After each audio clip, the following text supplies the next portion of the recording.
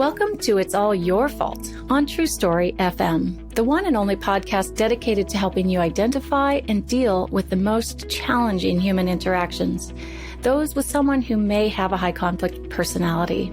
I'm Megan Hunter, and I'm here with my co-host, Bill Eddy. Hi, everybody. We're the co-founders of the High Conflict Institute in San Diego, California. In today's episode, we're joined by a very special guest, Shannon Jenkins. She has her own podcast, the Starting Over with Shannon podcast, which I was privileged to be interviewed on one time, which was lovely. And you'll get to hear Shannon today talk about her journey through a high conflict divorce, which, as if you're listening to this, you probably have either been through one or know about one. It can be really quite messy and often less than favorable results for everyone. But Shannon's experience has had some rare positive outcomes that she'll share with us, and I think it's going to be a wonderful conversation. But first, a couple of notes. In our discussions, we are not diagnosing anyone with a personality disorder or a high conflict personality, and we really encourage you to never do that as well. Now, if you have a question about a high conflict situation or person, please send them to podcast@highconflictinstitute.com or on our website at highconflictinstitute.com/podcast, where you'll also find the show notes and links for today's episode. And please give us a rate or review and tell your friends, colleagues, or family about us, especially if they're dealing with a high conflict situation. We're very grateful. Now, let's dig right in with Shannon.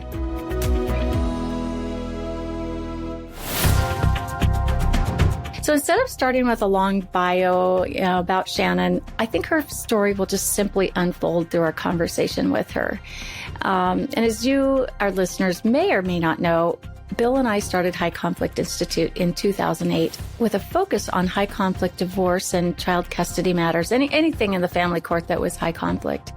We really wanted to help both the professionals who dealt with these cases and the individuals traversing them really understand how to do it better by understanding what's going on behind the scenes and how to adapt what you do to have some successes.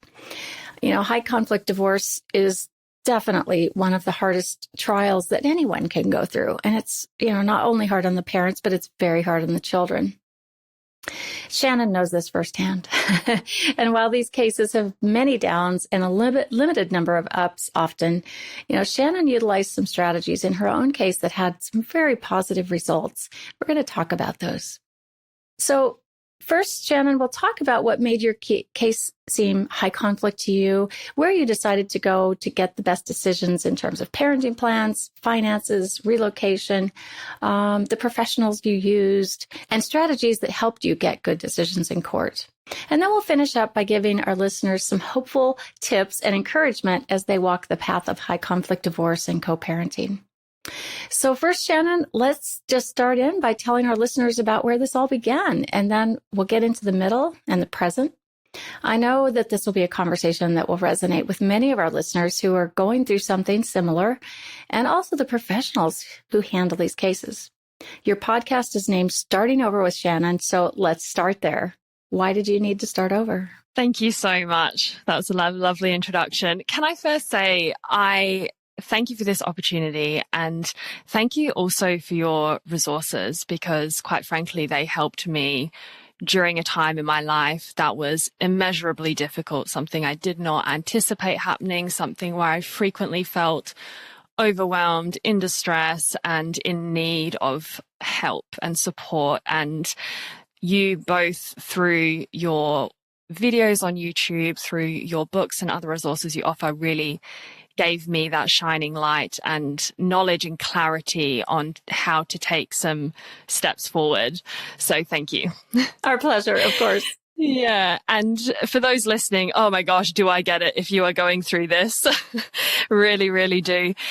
As for starting over, any kind of high conflict separation is going to shake up your world in a way that you never anticipate, and really strip you down to your bare bones. And that is certainly what happened in my instance. I felt like I had mental health difficulties. I had practical difficulties in terms of my time managing work alongside legal procedures, alongside being now a single mum with limited support from my now ex-partner. So I think the starting over came from how can I rebuild my life and that the life of my son into something that is wholesome and meaningful and joyful and with purpose. And that's really what perhaps could be seen as somewhat rare in my instance, is that I came out of this really shining and really feeling like I had a lot of hope for my future, both personally and professionally.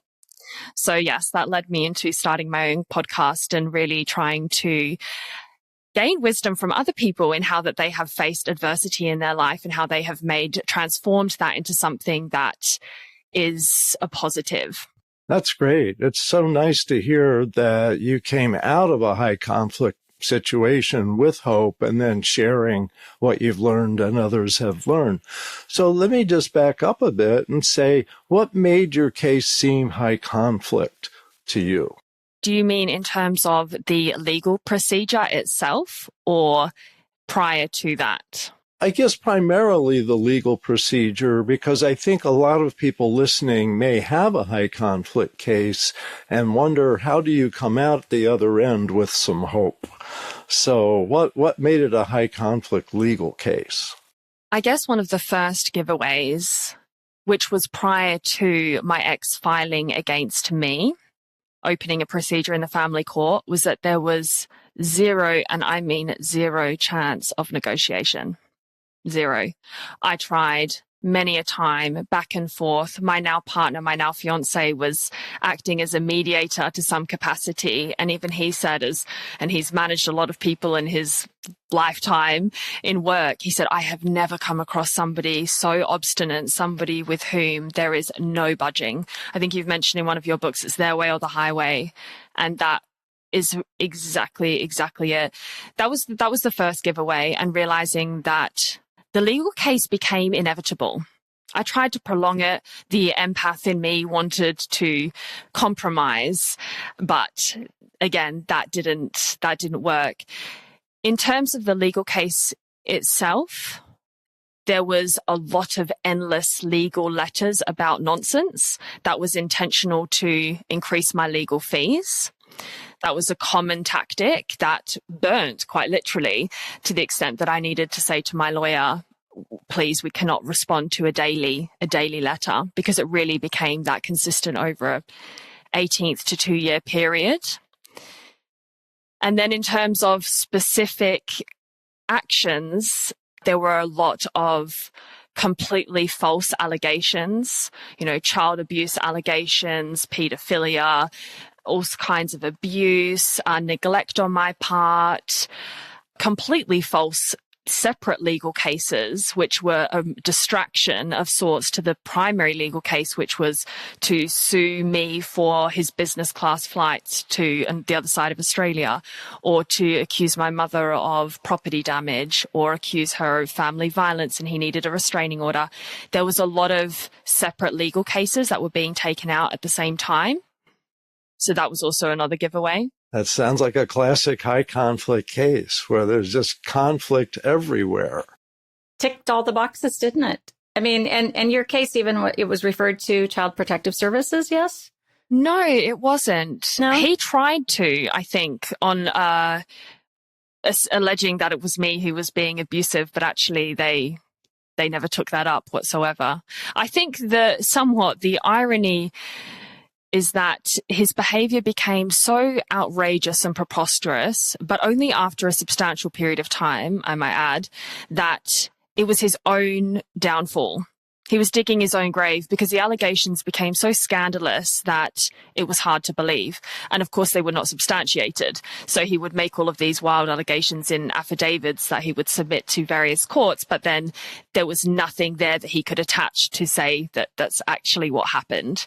And that landed in stark contrast to, of course, what I was consistently trying to do throughout my own legal case, which was to remain incredibly factual and always have evidence to back up my points. Well, that's part of kind of the next question is, how did you decide to get good decisions in terms of parenting plan and finances? What kind of approaches did you use?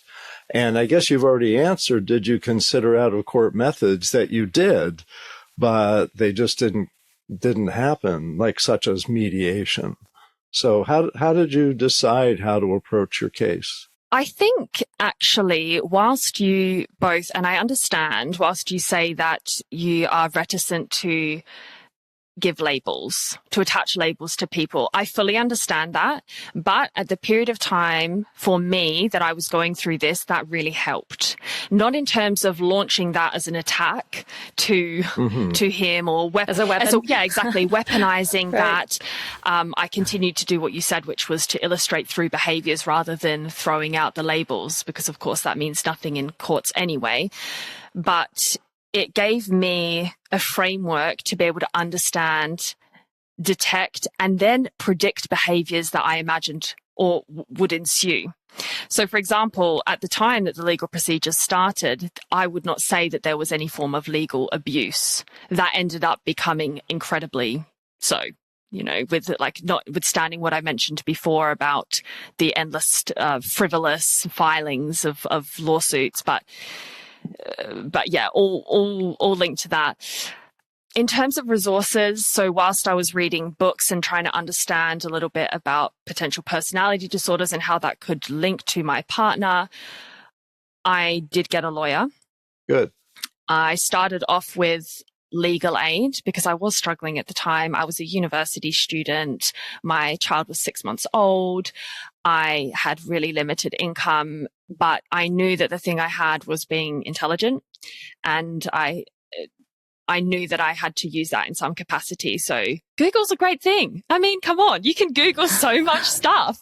So true. There are resources out there, so I think actually, as much as I was instructing a lawyer to assist, I was also emotional side of it, having counselor and so on to help me through some of it.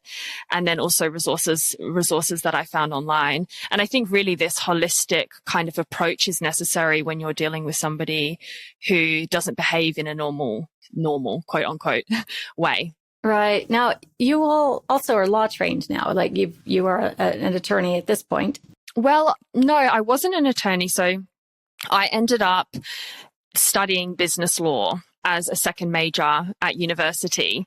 So I never actually went down the legal route, but that helped me so much. It really did. And the irony was that actually I ended up being a so-called trapped in Australia, where I had moved to with him and our son. And the promise was that I could return, or we would return in 1 year's time to go back to England to finish my degree, which is where I'd done 3 years out of 4 years. That was the promise.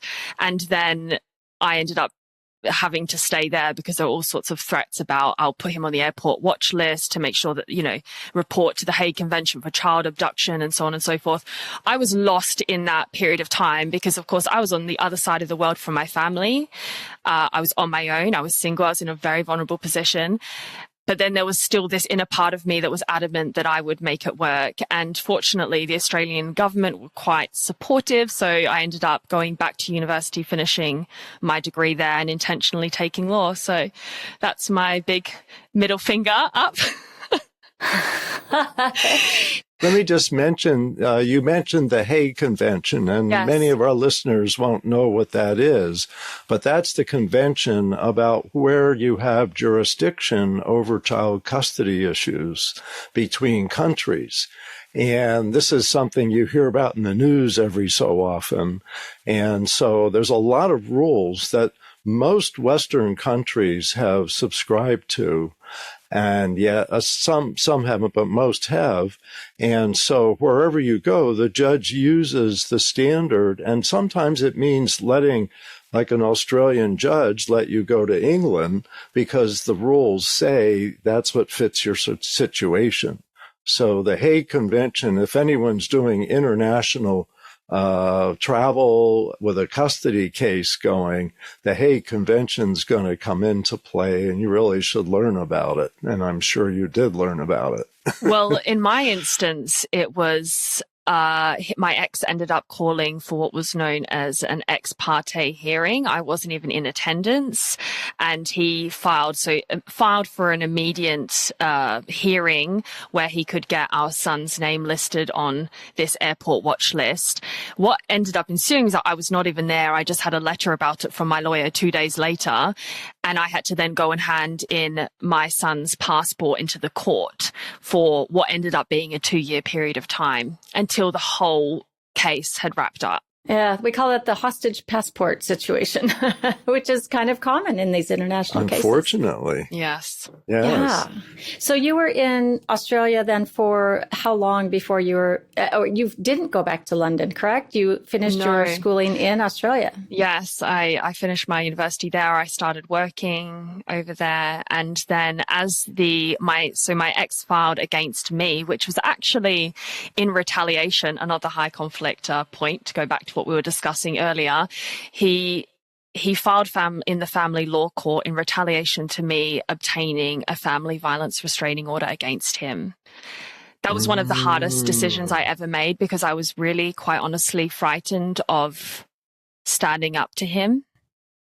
Being compliant was serving its purpose in some essence. I became anxious, absolutely. I denied my own integrity in some form to keep the peace, but yeah, it was all done in retaliation, and then it went from there. In terms of me getting to Switzerland, it was that I responded to that filing by requesting that I could relocate to Switzerland, a country I'd previously lived in, and now my current partner, lives in too. Yeah, well, you've described many of the common high conflict manipulations, like the ex parte hearing is where you go alone to court to get some orders against the other person who isn't there to say what's really happening. And judges tend to err in favor of it being true, what they say. And then you come around later to explain whether it is or isn't. And we see a lot of rush to court with an ex parte hearing in these high conflict cases. So I'm not surprised you mentioned that. I'm also not surprised to hear that there was a domestic violence issue, and that when you applied for protection, that rather than go, oh, okay, I better behave, it sounds like your ex was like, oh, okay, I'm gonna top that. I'm going to go ex parte and keep you grounded for a couple of years. And so this is the kind of thing we see. It's a domineering, vindictive, intrusive way of managing, which tends to be our cluster B personality disorders use those behaviors. But we're not diagnosing anybody. We're just looking at behavior patterns. So I wanted to point out these are not unusual behavior patterns in a high conflict case. And if someone really does have these behavior patterns, I think what people don't understand is that these behaviors and manipulations are not optional for them. We want to think that people have a choice in these things. And of course, everyone does have a choice at the end of the day. But the high conflict personality is a different operating system. They're driven by something very different. So, they may be driven by needing to be superior, needing to be dominating, and they will find whatever manipulation and tricky way they can, right? To get what they want, to dominate you, to be superior over you, to win. And so you just have to be more clever, right? Yeah. And you've had to really develop your strategies and be persistent. But what do you think made it work for you? How did you go from these kinds of issues to a sense of hope and actually having things go well? It was a long journey. Yes. A long blooming journey. Well, there are a few things I would say to this. First, on the legal front, I think this might have been mentioned in one of your books, was about demonstrating that the other person is high conflict and that you aren't. Yes. I don't know if, yes. And that because an assumption perhaps that a judge could make, given when things escalate, that both parties are contributing. I was angelic. I was angelic. And that meant that there were many a time I had to bite my tongue.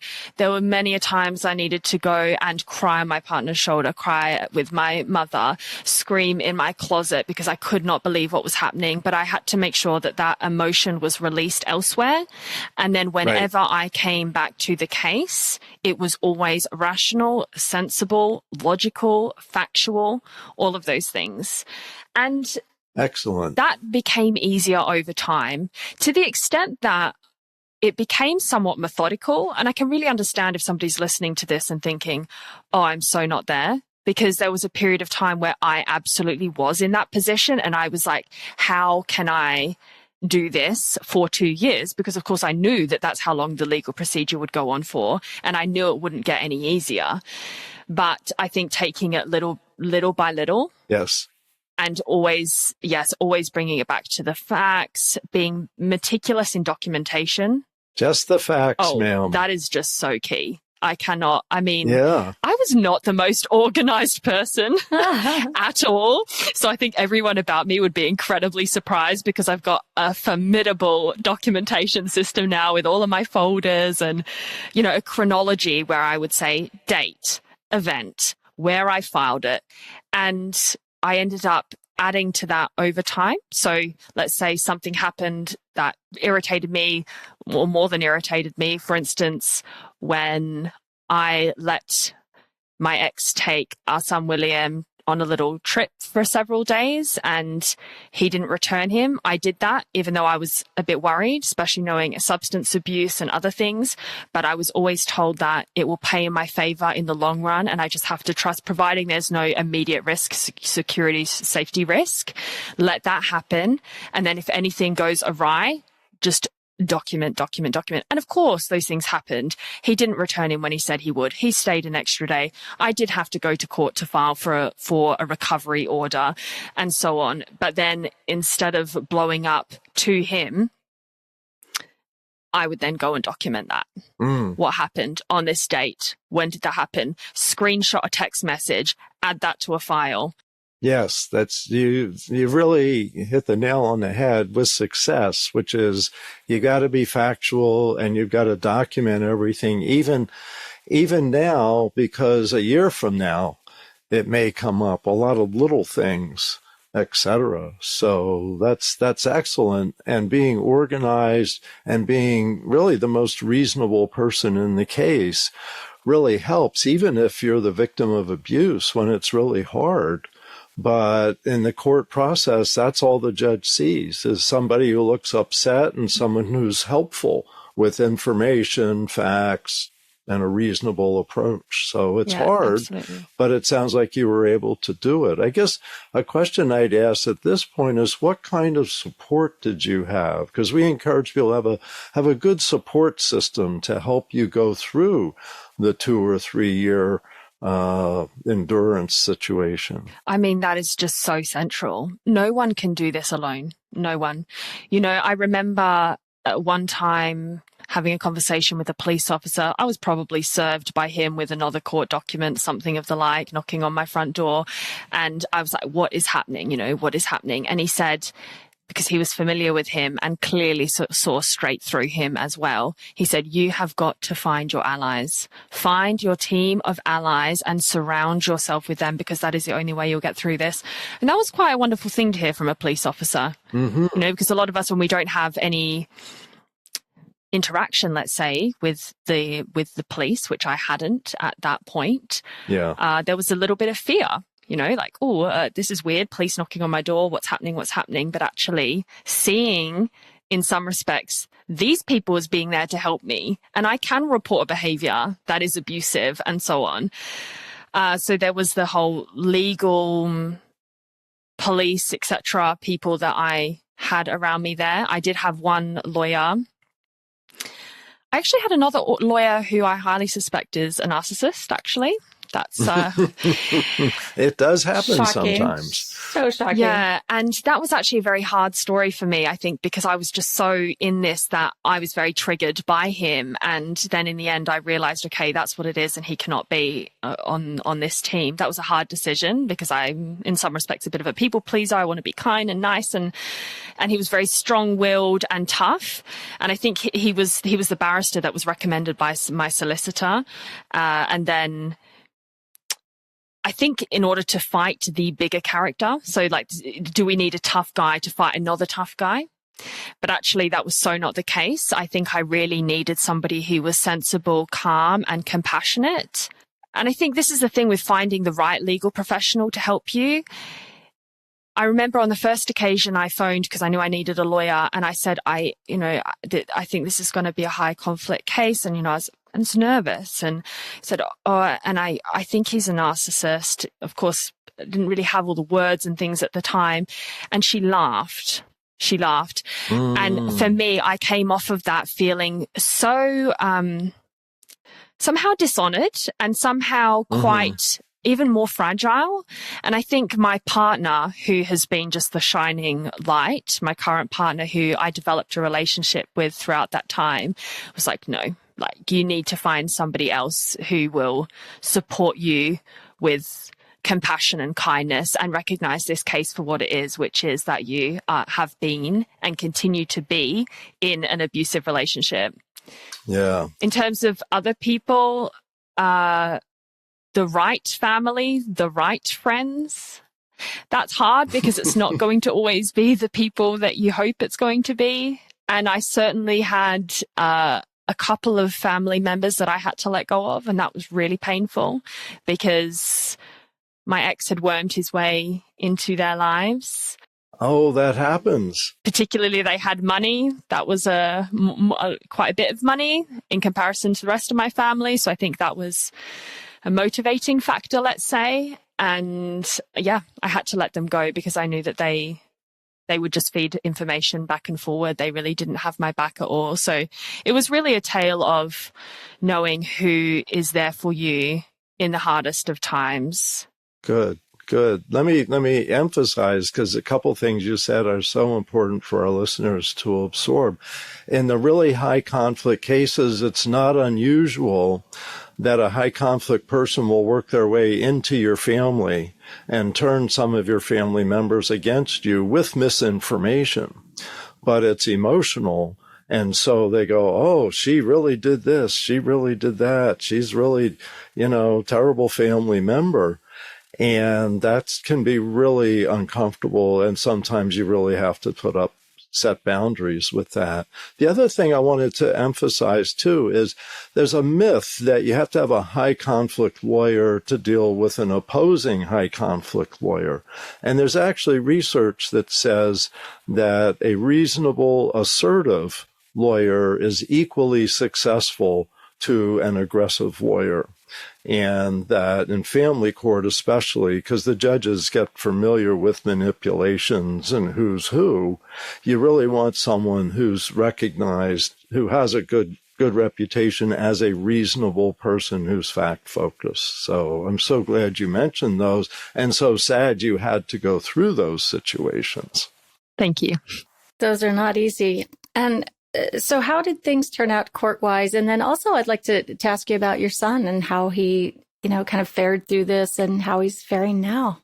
Well, in relation to the court procedure, I think one of the benefits, so going to your point, Bill, about having a reasonable, assertive lawyer, I definitely had that in the end. It was a woman, probably mid-30s, I'd say, had never done an international relocation case before. So I think that was quite significant for her. But I felt like that we had, a good connection between us, and I was safe in that space and so on. And she would always have to say to me, we're playing the long game. This is not a sprint. This is a marathon. She said that day one of our first consultation, she said, get yourself a therapist. You're going to need it. Of which I definitely did. But this long game, what was interesting in that was that tables turned at a certain point. I would say around the 18-month mark. So it was a long slog where there were endless attacks really every week. And I remember this as a distinct memory because, of course, the details blur into just one big giant mess. But I knew that every week there was some kind of blow in some capacity, whether that would be a vindictive legal case, a derogatory remark, false allegations of something. It would go on and on and on. I would meticulously document as I was suggesting. But that irritated him. Of course it did. Of course it did. Of course it did, because he was baiting me. And he was like, I'll throw her this one. I'll throw her this one. Of course that's going to work. And of course I loved him dearly. So he was somebody that I shared my whole world with, my whole inner world, all of my deepest insecurities and vulnerabilities, some things that I've never shared with anyone else. And then of course that was completely weaponized against me. That was, Right. those remarks were shared with people that I didn't want to know about a certain thing. And, I had to just let all of that go. And that was really, really hard. But each and every time he threw me that bait and I didn't catch on, I let it go. And of course, he didn't know what happened in private. So he can guess, but he never saw me break out into any emotional fit or anything like that. That increasingly infuriated him to the extent that he made regular mistakes and then became increasingly preposterous in what he was doing. Like I said, with the allegations that I was saying, they came at a point which really revealed to me more of the antisocial kind of character, because it just ended up being so wild that no one was ever going to believe it. And that was really a key part of my success. Now, that wouldn't have happened if I hadn't have put in the work through that 18-month period prior, because if I had have risen to the bait, he would have used that as ammunition to just blaze me down. And of course, everything was embellished and exaggerated anyway. So if there was ever any slight thing, of course, he turned it into something else. But when it just came out in any affidavit that was filed, not only final affidavit, but interim affidavits and other interim proceedings within that larger case, they were just baseless, completely baseless, and so easy to disprove. That's what became easy in the sense that it won me the legal case, but it became more difficult emotionally. Yeah.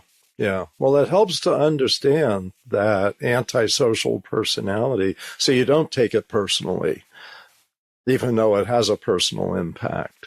That's so sad. I'm sorry you had to go through that. But it sounds like you dealt with it the way you need to deal with it, just very assertively. Yes. Shannon, did you find yourself confused? Like you were saying, you loved this person dearly, but all of these things were happening, and the accusations and manipulations and betrayal of confidences, and that I find often, with someone, with some of that antisocial personality, there's a confusion all the time. So much. And this is what I'm saying before about having resources that can assist, because what struck me with reading books such as yours is that their behaviors follow a pattern. Yes. And that pattern helped me to see things less personally, to have a greater grasp. But, even now, being completely honest, and this has been 4 years that we've separated, a year since the end of this legal case, I still have moments where if somebody asks me to summarize what happened or in what ways was he abusive, for example, I find that really difficult, even though I know that that was the case. And in fact, it was even addressed by the judge. So, if there's anything that's making me doubt, I should really rely on that, which is the judge saying, no, this was an abusive case and he abused the legal system to perpetuate what was ongoing abuse against you. But I regularly doubted myself because I loved him. Sure. I loved him, and I had a child with him, and this was not the life that I imagined for myself. So of course there were all these things where a part of me didn't want to believe that. A part of me that thought, was it always a game? Were you always manipulating me, or did you love me in some capacity? I played all of that over and over again until some point that I realized I think I just let it go. And knowing that I was never going to have all the answers, because none of the answers were ever going to be true either. I think that was a wise move on your part. You can't solve it all, and you have to let it go. To just live your life and be able to let it go. I'll add a little bit about William, going to the second part of what you asked before. I think there was some benefit, strangely, in him being young. He was 6 months old when we separated, 2.5 or so by the time the final judgment was made. I do think it's had an impact on him. I still question what I should be doing sometimes, how I should approach, I say co-parenting. There isn't really, and this is really the gift of the perhaps living such a kind of crazy story that it was. I was granted sole parental responsibility. So I do not need to consult my ex, his father, for any decision. That's helped in granting me a liberty that I didn't have before. And it's minimized conflict, of course, as well. And that is shielding then William. And then other than that, we have a wonderful life here in Switzerland now. It's, I don't know, like Sound of Music. He's going to a school, with these beautiful, rolling green mountains and hills, playing outside in the flowers. And he's doing very well developmentally. He's learning French, which he's doing. He's total pro out. He's going to beat me soon. Yeah, he's doing well. We've come out of it really, really great on the other side. And of course, that's the thing that matters the most as a mother, Yes. Right. Well, that's really kind of a nice note, I think, to wrap up on, is the positive and the optimistic and the success. Absolutely. And, Shannon, thank you so very much for sharing your story. And I know it can't be easy talking about it, even though you've have your own podcast and you think about this and have talked about it a lot of times. It can still be so personal. And so we really appreciate you sharing this because I know it will help someone. Yes. There's no doubt about that. So thank you from us. And I'm really happy that you read Bill's book. I think it was the 5 Types of People Who Can Ruin Your Life book. And then Dating Radar as well, which I gifted my friends a few copies because I was like, I am not going through this again. Not for me, but definitely not for you guys. So you have got to get clued up.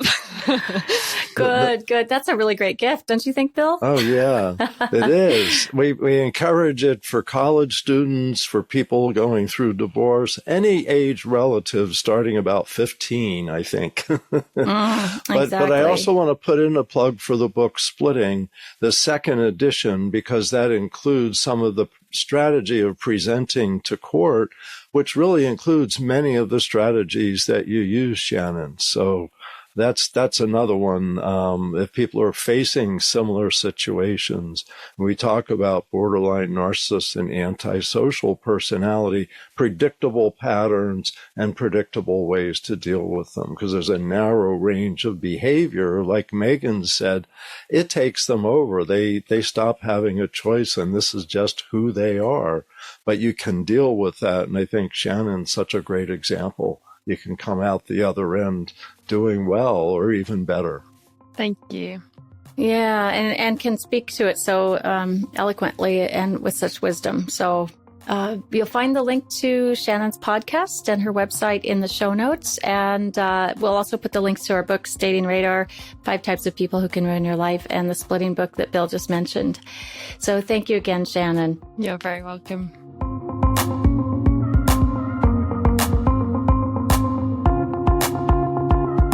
In next week's episode, we're joined by another guest, Susie Rayner, who is actually a member of our team at HCI. She's our New Ways manager, and she just so happened to be visiting us from her home country, also of Australia, as of the recording with her. So we pounced on the opportunity to have her and Bill have a conversation about new ways for families, new ways for teens, new ways for mediation, and new ways for the workplace. So you won't want to miss that. And you'll hear another great Australian accent. So send your questions to podcast@highconflictinstitute.com or submit them to highconflictinstitute.com/podcast. Tell all your friends about us, and we'd be very grateful if you'd give us a review wherever you listen to our podcast. Until next week, have a great week and keep learning about high conflict behavior so you can manage it in your life, you can influence it in your life, and contain it. So keep searching for the missing piece. It's All Your Fault is a production of True Story FM. Engineering by Andy Nelson. Music by Wolf Samuels, John Coggins, and Ziv Moran. Find the show notes, and transcripts at truestory.fm or highconflictinstitute.com/podcast. If your podcast app allows ratings and reviews, please consider doing that for our show.